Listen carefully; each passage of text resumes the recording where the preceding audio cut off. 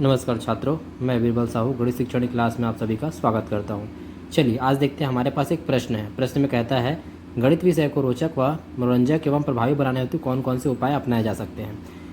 हमने last class में देखा भी था कि गणित को मनोरंजक कैसे बनाया जाता है ना, उसमें कुछ और दिए हुए थे। यहाँ भी हमारे पास कुछ वैसी सवाल है और उसी प्रकार के सवाल हैं।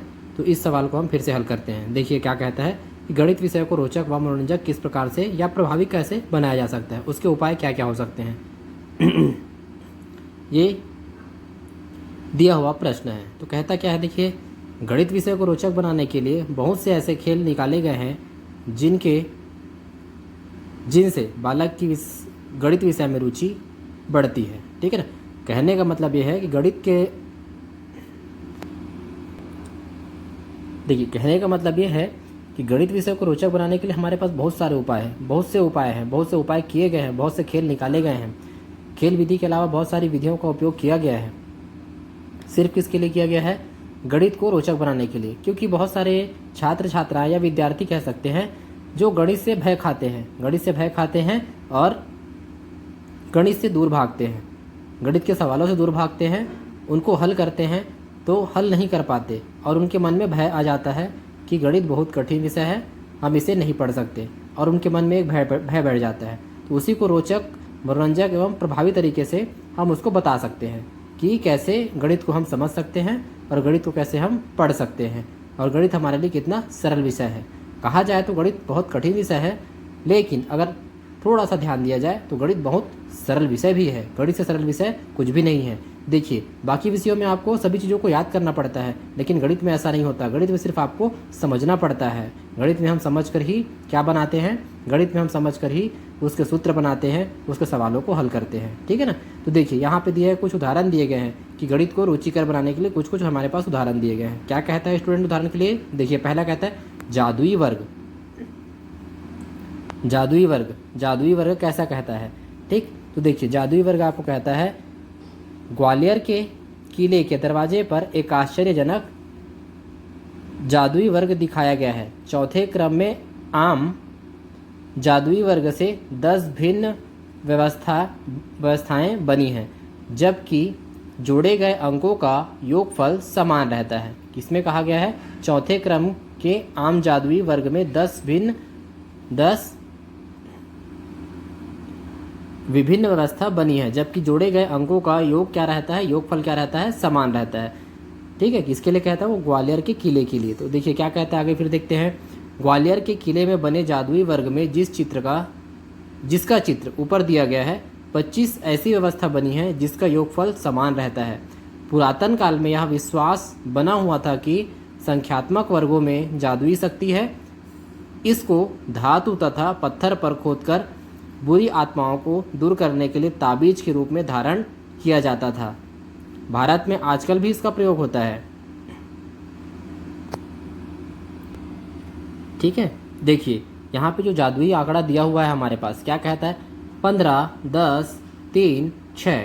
इसको आप जोड़कर देखिए कितना आता है। 10 और 15 कितना हो गया आपके पास? 25। 25 और 3 कितना हो गया आपके पास? 28। 28 और 6 कितना हो गया? 24।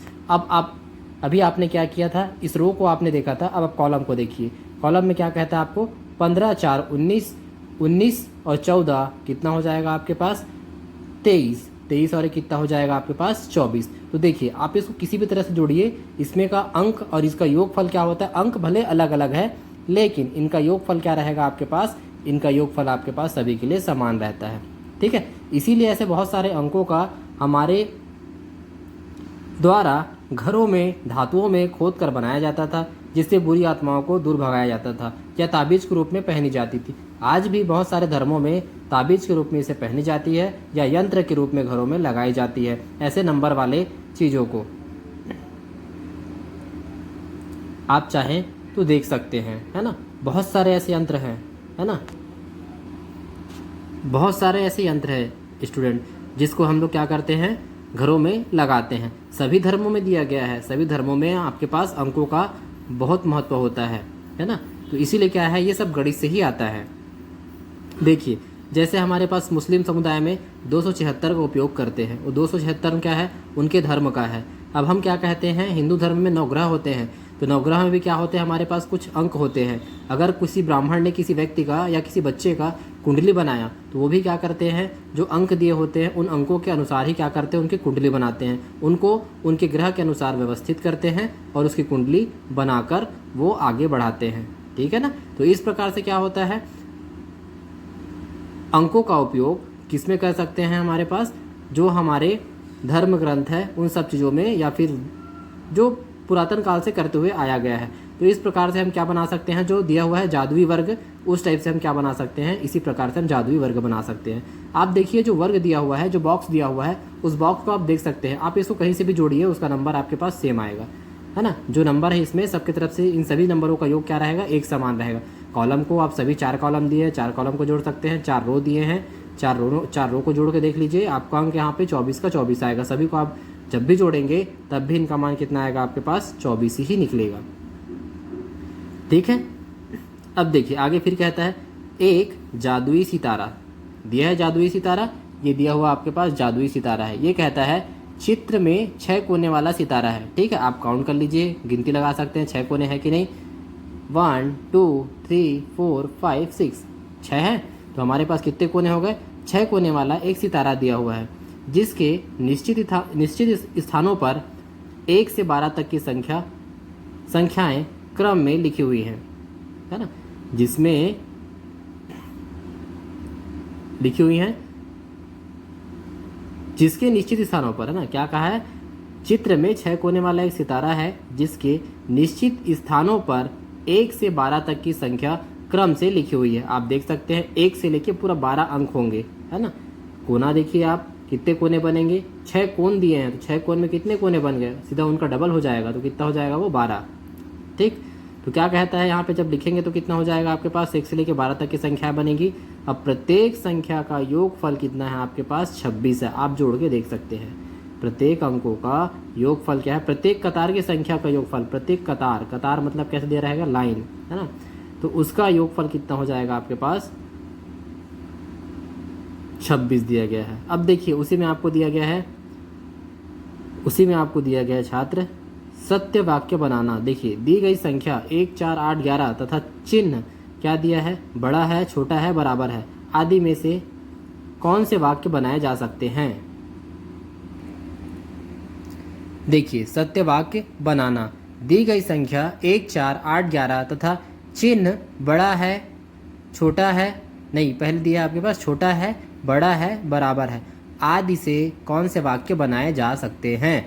तो यहाँ पे आप देख सकते हैं इससे वाक्य कैसे बनेगा। अब हमारे पास क्या दिया है, 1 धन 11 बराबर कितना हो जाएगा, 4 धन 8।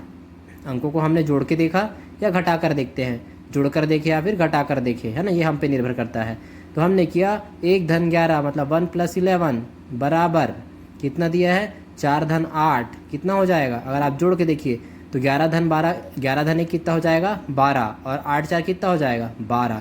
दोनों अंक समान हुए कि नहीं, इसलिए वहाँ पे हम क्या देते हैं, बराबर का चिन्ह देते हैं, इसलिए हम वहाँ पे क्या देते हैं, बराबर का चिन्ह। अब देखिए इसी में ये आगे कहता है आपको 11 - 8 बराबर 4 - 1, है तो 11 - 8 = 4 - 1, है ना। 11 ऋण 8 बराबर 4 ऋण 1 कहता है। तो अब देखिए 11 में 8 घटाइए कितना बचेगा आपके पास, 3 बचेगा।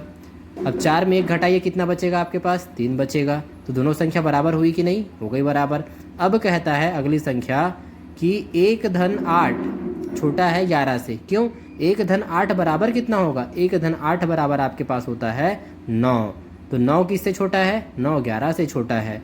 आगे कहता है फिर 4 धन 8 बराबर कितना दिया है आपको, 12। तो इसका मतलब फिर क्या हुआ कि ये दोनों फिर से बराबर हो गए, क्योंकि 8 धन 4 कितना होता है 12, और बराबर फिर कितना दिया है 12। तो दोनों साइड के अंक कैसे हो जाएंगे, दोनों पक्षों के अंक यहाँ पे क्या हो जाएंगे, बराबर हो जाएंगे। इसी प्रकार हम इसमें क्या बता सकते हैं, सत्य वाक्य बनाना बता सकते हैं छात्र। ठीक है। अब देखिए आगे कहता है जादुई कैलेंडर। जादुई कैलेंडर कैसे बनाया गया है इसको आप चेक कर सकते हैं, है ना। ये कहता है आपको जादुई कैलेंडर, ये कहेगा देखिए हम जादुई कैलेंडर के बारे में जानकारी दे रहे हैं, इसकी क्रिया बताने से पूर्व आप निम्नलिखित संख्याओं के माध्यम से अपने मित्रों को सन 2000 के किस महीने के किस तारीख को क्या वार होगा आसानी से बता सकते हैं। देखिए, जनवरी 5, फरवरी 1, मार्च 2, अप्रैल 5, मई 0, जून 3, जुलाई 5, अगस्त 1, सितंबर 4, अक्टूबर 6, नवंबर 2, दिसंबर 4। महीने के साथ दी गई संख्याओं को पूछी गई तिथि में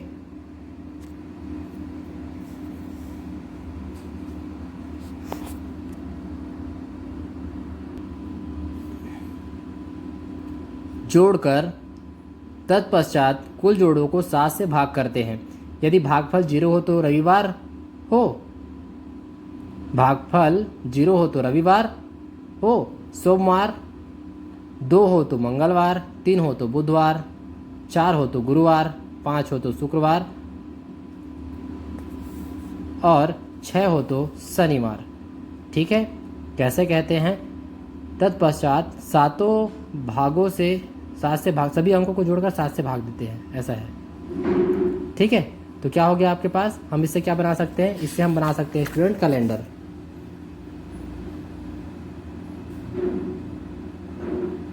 ठीक है, इससे हम बना सकते हैं इससे कैलेंडर, ये आपको कैलेंडर बताएगा।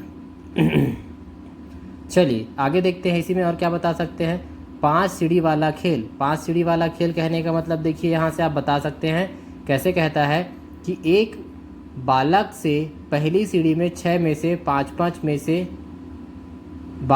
एक बालक से पहली सीढ़ी में 6 में से 5 में से 4 में से 3 और 3 में से 2 तथा 2 में से 1 घटाने को कहे। यदि वह सफल होता है तो दूसरी सीढ़ी में घटाने को कहे। इसी प्रकार आगे आप सीढ़ियों को बढ़ाते जाइए। कहने का मतलब ये है कि 5 सीढ़ियों का खेल कहता है, तो आप क्या करेंगे, एक बालक से पहली सीढ़ी में से क्या करते हैं, 6 में से 5 कम करने कह देते हैं और 5 में से 4 कम करने कहिए और 4 में से 3 और 3 में से 2 में से 1 घटाने को कहिए, कम करने कहिए। अगर वो उसमें सफल हो जाता है तो फिर क्या करेगा, वो दूसरी सीढ़ी में घटाने को कहेंगे। मतलब एक सीढ़ी कंप्लीट हुई, मतलब एक सीढ़ी आपके पास कंप्लीट हो गई, तब हम क्या करते हैं, उसको दूसरी सीढ़ी में भेजते हैं। ठीक है, तब किस में भेजते हैं उसको हम छात्र, दूसरी सीढ़ी में भेजते हैं। दूसरी सीढ़ी को हम हल करने कहते हैं, पहले अगर हल हो जाए तो। ठीक है, और उसको भी क्या करेंगे, उसको भी हम इसी प्रकार क्या करेंगे, घटाते चलेंगे। देखिए, इस प्रकार जब तक वह बच्चा सीढ़ियों पर घटाने तथा जोड़ने की क्रिया को पूर्ण नहीं कर लेता, तब तक वह अपना यही क्रम जारी रखे। यह क्रम तब तक जारी रहेगा जब तक कि प्रत्येक सीढ़ी के अंकों को वह जोड़ व घटा ना ले। ठीक है, देखिए आगे कहता है रोचक गणित। आपको संख्याओं का रोचक खेल बताते हैं। इसमें 8 अनोखे पिरामिड बनता है जिसके नीचे दी गई संख्या दी है। देखिए यहाँ पे दी गई है 0 × 1 धन 8 बराबर कितना हो जाएगा आपके पास 8। अब फिर कहता है 9 × 9 है ना, 9 × 9 धन 7, तो कितना हो जाएगा 9 × 81 और 7 कितना हो जाएगा 88। ठीक, इसी प्रकार देखिए अंकों को हम क्या करते हैं, कम करते हैं, 8 से कम करते आ रहे हैं और यहाँ से हम इसके अंक को बढ़ाते जा रहे हैं, है ना। 9 गुणित कितना दिया यहाँ पे 98, फिर कितना दिया है 9 गुणित कितना दिया आपको 987, फिर कितना दिया है फिर 9 गुणित 9876। ठीक है, फिर इसी प्रकार के अंकों को हम बनाते चले हैं। ठीक है छात्र,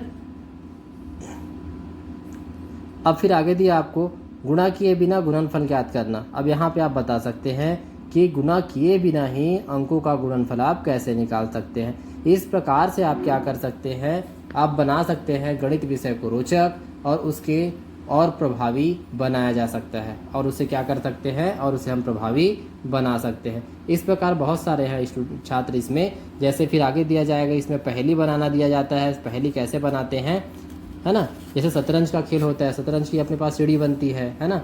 उसके बाद फिर क्या दिया, संख्याओं के रोचक गुणन। तो इस प्रकार से क्या हो सकता है, इस प्रकार से हम इसमें गणित को हम क्या कर सकते हैं, रोचक बना सकते हैं। इस प्रकार से हम गणित को क्या बना सकते हैं, रोचक और प्रभावी बना सकते हैं। ठीक है, तो आप ध्यान रखेंगे कि छात्रों को गणित के प्रति रुचि लाने में या उसको प्रभावी बनाने में, छात्रों में इच्छा जगाने के लिए हम खेल विधि का प्रयोग करते हैं। जिसमें बहुत सारे खेल होते हैं, उन खेल विधियों का हम उपयोग करते हैं और इसी विधियों का उपयोग करके हम छात्रों में गणित का विकास करते हैं, गणित का विस्तार करते हैं और उनके मन में इच्छा शक्ति लेके आते हैं कि वो गणित विषय को लेकर पढ़े, गणित विषय को लेकर पढ़े। ठीक है, इस प्रकार आप कह